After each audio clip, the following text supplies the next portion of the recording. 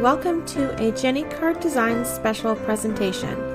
This is the Christmas Cards and Crafts series of 2020. These videos will share paper crafting, tutorials, and inspiration with all of you. I hope that you enjoy. In today's video, I've got a gorgeous slimline card project for you using the Gina K Designs Holiday Tapestry stamp set along with the Snowflake Trio, and both of these were released in the Gina K Designs Sparkle and Shine card kit. I have not had a chance to create a video with this card kit yet. This has been actually my first card with this holiday release. I have not had any time for anything. So I've got one card project to share with you today, and it's a beautiful one. So I'm starting with some Gina K Designs Onyx Black cardstock, and I'm going to cut down a panel that measures 8.5 inches by 3.5 inches. For this entire card project, I had no idea where I was going. I hadn't had very much time recently to make cards, so I just sort of pulled out my supplies and just turned on the camera and see where we went with it. I didn't really have any ideas in mind. So this card was more of an evolution. Okay, so I've got the large floral arrangement pulled out and loaded up onto a piece of cardstock in my Misti, and I'm going to take some painter's tape and remove some of the stick off of that tape and just pin my cardstock down. Because this stamp is so big, I want to get edge to edge on this piece of cardstock, so I have to kind of lay it in the center of my Misti. So I'll just use that painter's tape to help hold it in place, and then I'll have the stamp loaded up onto the door, and I'm going to use the palm of my hand to rub off any of that manufacturing residue that might be left over this stamp so that we get a nice, good, solid stamped impression. So I'm going to use some white pigment ink here, and I'm going to ink it up really good. I don't want to squish my ink pad down because I don't want the ink to seep all in around the image where I'm going to have a difficult time cleaning it off, but I do want to get good coverage on the stamp. So I'm going to stamp this image a couple of times. So I ink it up, I close the door, and I just use the sleeve of my sweater to help press over top so my hand glides easily over the stamp. And then I'll do that a few times. Then we get this beautiful floral arrangement. It's really pretty. So I'm going to set that aside to dry for a few minutes, and I'm going to pull out some of the snowflakes from this little die set. And by the way, those tags are some of my favorite tags that I have tons of tag dies, but those are my all-time favorite. They're really pretty, and I like how big it is. That's for another video, hopefully. So I die cut a few of those snowflakes using my Gemini Junior die cutting machine, and I'm going to use a little pokey tool here and help poke out those bits out of the die. They're really delicate and dainty, but they're so gorgeous. So I just use white cardstock for those. Nothing, fancy or spectacular, just some simple white snowflakes. So I laid those onto my black cardstock, and I wasn't sure what I was doing still at this point. So I was messing around with the snowflakes, and I thought, okay, let's move along to something else, and we'll come back to that. So I'm going to use the sentiment from that same stamp set that says, Merry Christmas and Happy New Year. I love this elegant scroll style script. It's really pretty. So I'm using some Versamark ink and an anti-static powder bag and some Gina K Designs Fine Detail White embossing powder. And I just use a coffee filter to catch any of the excess embossing powder so I can put that back in the jar. I'll tap off the excess, make sure I don't have any spare bits rolling around where I don't want them on my cardstock. I will put my embossing powder away and then turn on my heat gun, and when it's good and hot, I'll bring it to my cardstock and melt all of that embossing powder. And the Gina K Designs Fine Detail embossing powder gives a really great result for those really tiny words at the bottom. I was worried that I would lose the detail there with the embossing powder, but it turned out great. It looks lovely, and I'm happy with that. So I'm going to grab my trimmer, and I'm going to trim down this sentiment. I'm just using the guide on my trimmer. You can do this with any trimmer that has sort of a little guide where the blade goes. I line up the edge of the stamped word to the edge of the trimmer guide and slice, and I do that all the way around. Then this way I get an even spacing from the edge of the words to the edge of the cardstock. So I have this scrap of silver glitter cardstock that I just wanted to add into this card. I think black and silver and white is beautiful complements for each other, especially the black and silver. It really helps that silver to jump right off. So I kind of laid my things out, still wasn't sure where I was going with it. The only thing I was sure of was the silver behind the sentiment. So I grabbed some foam tape and I just cut up a few pieces and put it in behind my sentiment. And the reason why I use the foam tape is because sometimes tape runner, for example, may not stick to the glitter cardstock that well, and then wet glue may not dry fast enough, and I don't want it to kind of slip around. So like foam tape will stick right to that glitter cardstock, and then I won't have to worry about it not being in place. Or so a few times I laid down my little sentiment over my glitter cardstock, and I kept getting it like off center. I laid it down and I kept putting it in the same spot. I'm not sure what was happening. So I peeled it up a couple of times, and then I ended up bending that cardstock. So I just switched over to the other side, and then I had to get my head right in over top just to make sure I was right center, and then that worked out better. And then I used my trimmer and trimmed off the excess. And now we have this cute little sparkly Merry Christmas sentiment that we're going to put on our card. I'm just not sure where yet.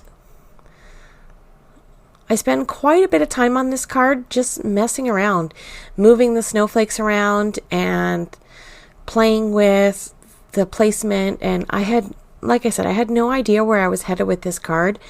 I just wanted to make something. It had been so long that I had sat down in my craft room and enjoyed making a card. I don't feel like I can make things when I feel pressured or stressed, or I don't find it, I don't find that I'm able to be creative. I end up making simple things that I don't feel are simple cards are great, don't get me wrong, but I don't want to make every single card and every single video a simple basic card. I want something, a little stepped up once in a while and extra fancy and elegant. And so I'm still messing around with the placement. I don't know what I'm doing.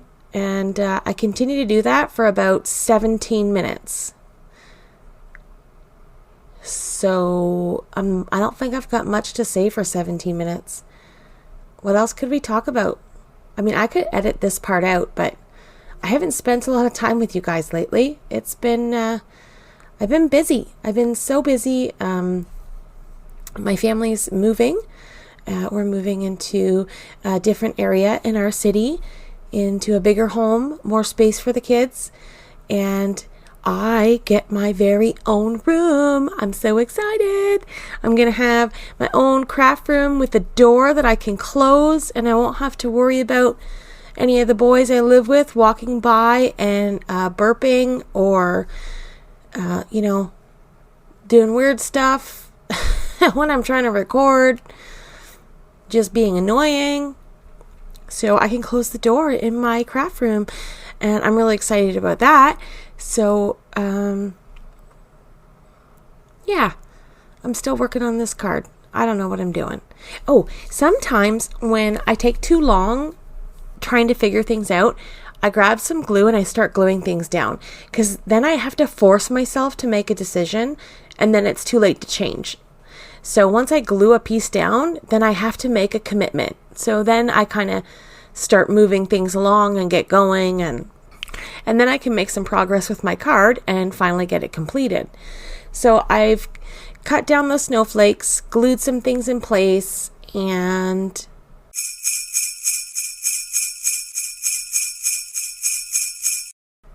okay, so I just gave up and cut out the rest of that video footage.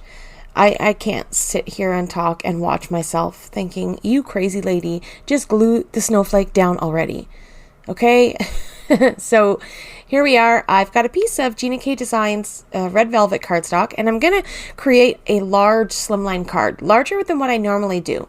So across the 11-inch side of cardstock, I'm going to cut that down to 9 inches, and then I'm going to rotate my card and cut that down to 8 inches. So this will be an 8 by 9 inch piece, and then I will score across the 8-inch side at 4 inches, and then crease my fold, and we'll create a 9 by 4 slimline card.